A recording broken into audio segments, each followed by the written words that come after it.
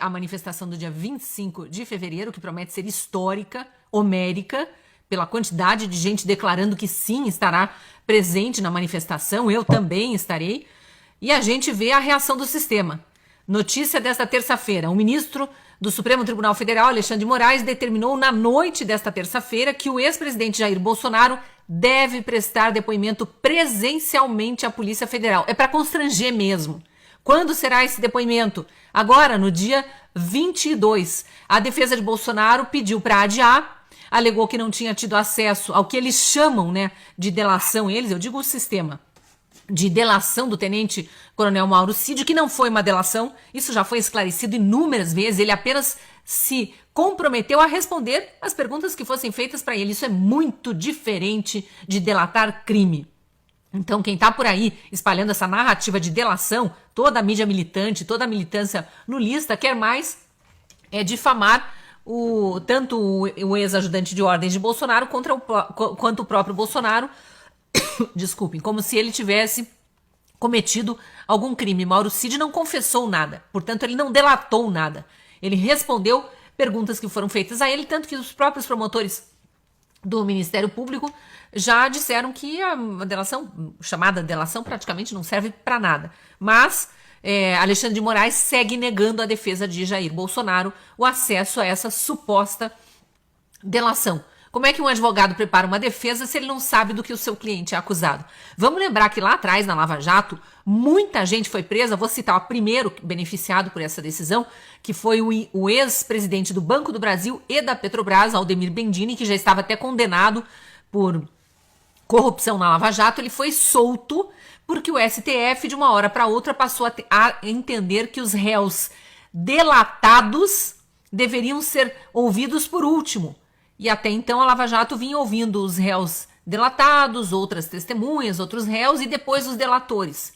E aí eu não estou entrando no mérito se isso foi uma decisão boa ou não, correta ou não, boa para o direito, O fato é que processos que tinham ocorrido até aquele momento foram anulados por causa dessa nova interpretação aqui sobre réus delatores. Agora eles sonegam a um réu supostamente delatado, Jair Bolsonaro, o acesso ao que disse o réu delator, o suposto réu delator aqui, tenente-coronel Mauro Cid. Então tá tudo virado do avesso nessa juristocracia brasileira, Então os advogados informaram ao STF e ao delegado da Polícia Federal que o ex-presidente vai se apresentar sim, sempre respeito à Constituição, sempre respeito a ordens judiciais, estará presencialmente, como o ministro Alexandre de Moraes quer, mas ficará em silêncio, usando o seu direito a não falar nada, uma vez que ele sequer sabe do que é acusado.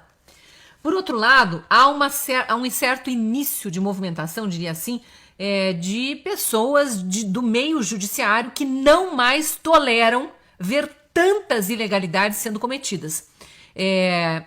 Olha o que um advogado aqui de Curitiba, um advogado criminal, professor de processo penal, o Jeffrey Chiquini, fez. Ele apresentou por conta própria um HC, um habeas corpus, contra o inquérito das fake news, e pedindo um salvo-conduto ao ex-presidente Bolsonaro. O que ele está alegando? Ele não está entrando no mérito de nada, ele não está apontando nenhuma ilegalidade, ele está apenas dizendo o seguinte para o STF: estou apresentando um habeas corpus pedindo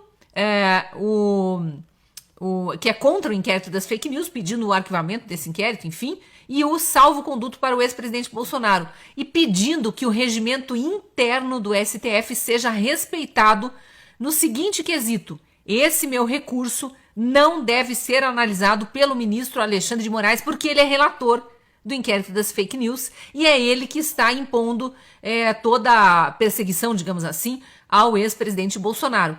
E esse pedido do advogado curitibano foi acatado pelo ministro-presidente do STF, Luiz Roberto Barroso. Por quê?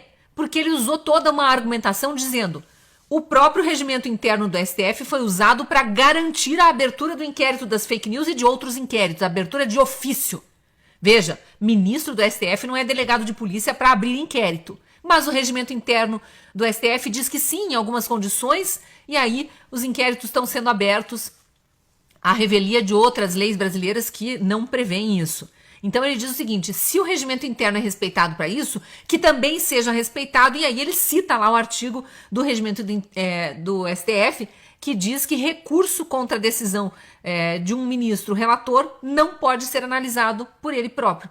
Então, nesse caso, é um recurso, um habeas corpus que está sendo impetrado contra um inquérito relatado por Alexandre de Moraes e pedindo salvo-conduto ao ex-presidente Bolsonaro, que está sendo intimado e intimidado pelo ministro Alexandre de Moraes. E aí, Luiz Roberto Barroso concordou, seguindo o regimento interno, ele distribuiu o recurso para ser analisado pelo ministro Luiz Fux. Se Luiz Fux vai acatar esse pedido de habeas corpus, de salvo-conduto, não sabemos.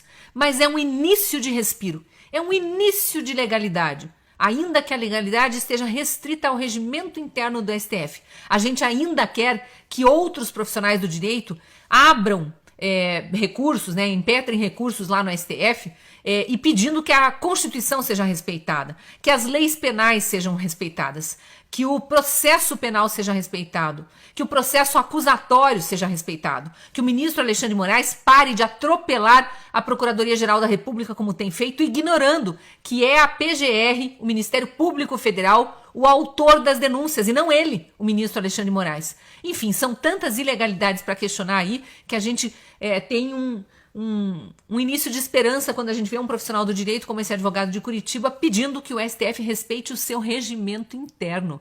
Olha onde chegamos.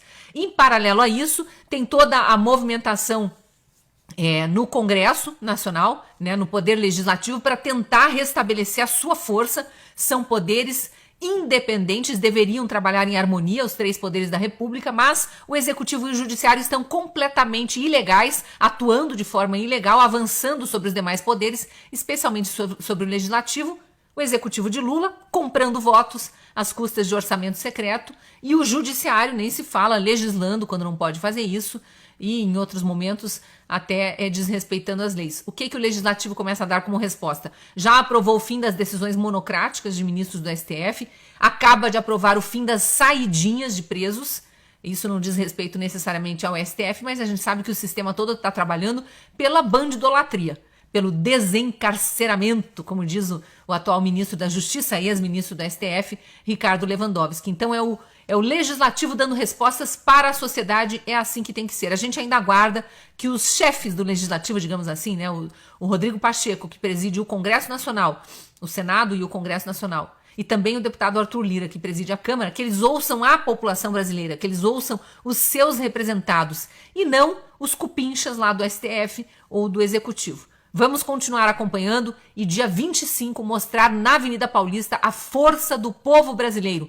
Queremos democracia. Vamos às ruas, vamos à Avenida Paulista em defesa da democracia. Porque o que a gente tem no Brasil hoje é um estado de exceção absoluto.